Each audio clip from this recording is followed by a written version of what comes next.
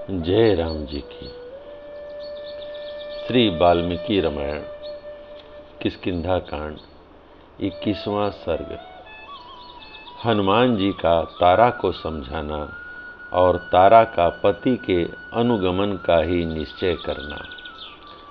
तारा को आकाश से टूटकर गिरी हुई तारिका के समान पृथ्वी पर पड़ी देख बानर युद्धपति हनुमान ने धीरे धीरे समझाना आरंभ किया।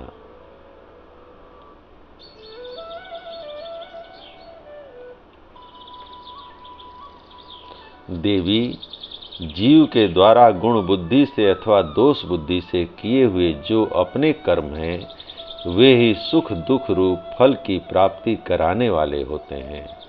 परलोक में जाकर प्रत्येक जीव शांत भाव से रहकर अपने शुभ और अशुभ सभी कर्मों का फल भोगता है। तुम स्वयं सोचनीय हो, फिर दूसरे किसी को सोचनीय समझकर शोक कर रही हो। स्वयं दीन होकर दूसरे किस दीन पर दया करती हो। पानी के बुलबुले के समान इस शरीर में रहकर कौन जीव किस जीव के लिए सोचनी है।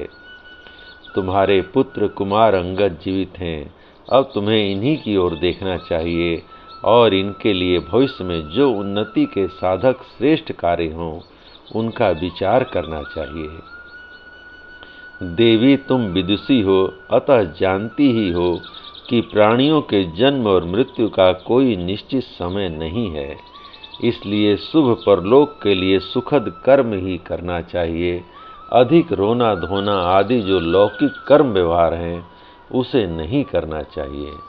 सैकड़ों हजारों और लाखों बानर जिन पर आशा लगाए जीवन निर्वाह करते थे वे ही ये बानर राज आज अपने प्रारब्ध निर्मित आयु की अवधि पूरी कर चुके। इन्होंने नीति शास्त्र के अनुसार अर्थ का साधन राज्य कार्य का संचालन किया है। ये उपयुक्त समय पर साम दान और क्षमा का व्यवहार करते आए हैं, अतः धर्मानुसार प्राप्त होने वाले लोक में गए हैं। इनके लिए तुम्हें शोक नहीं करना चाहिए। सती साध्वी देवी, ये सभी श्रेष्ठ बानर, ये तुम्हारे पुत्र अंगद तथा बानर और भालुओं का यह राज्य सब तुमसे ही सनात है।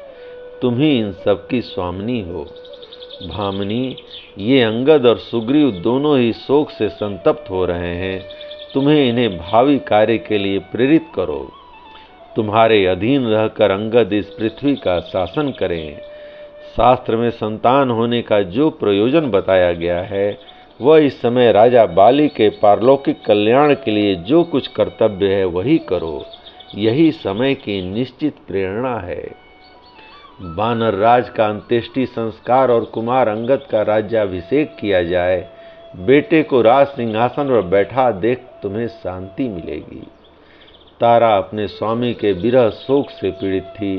वह उपयुक्त वचन सुनकर सामने खड़े हुए हनुमान जी से बोली, अंगद के समान 100 पुत्र एक और मरे होने पर भी इस वीरवर स्वामी का आलिंगन करके सती होना, दूसरी ओर इन दोनों में से अपने वीर पति के शरीर का आलिंगन ही मुझे श्रेष्ठ जान पड़ता है। मैं तो बानरों के राज्य की स्वामिनी हूँ और न ही मुझे अंगद के लिए कुछ करने का अधिकार है। इसके चाचा सुग्रीव ही समस्त कार्यों के लिए समर्थ हैं और वे ही मेरी अपेक्षा इसके निकटवर्ती भी हैं।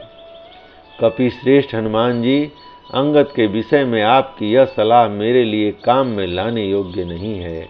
आपको यह समझना चाहिए कि पुत्र के वास्तविक बंधु पिता और चाचा ही हैं, माता नहीं। मेरे लिए बानर राज बाली का अनुगमन करने से बढ़कर इस लोक या परलोक में कोई भी कार्य उचित नहीं है। युद्ध में शत्रु से जूझकर मरे हुए अपने वीर स्वामी के द्वारा सेवित चिता आदि की सैया पर शयन करना ही मेरे लिए सर्वथा योग्य है। जय राम जी की। इस प्रकार श्री वाल्मीकि निर्मित आर्ष रामायण आदि काव्य के किष्किंधा कांड का 21वां सर्ग प्रभु श्री राम की कृपा से पूर्ण हुआ। जय राम जी की।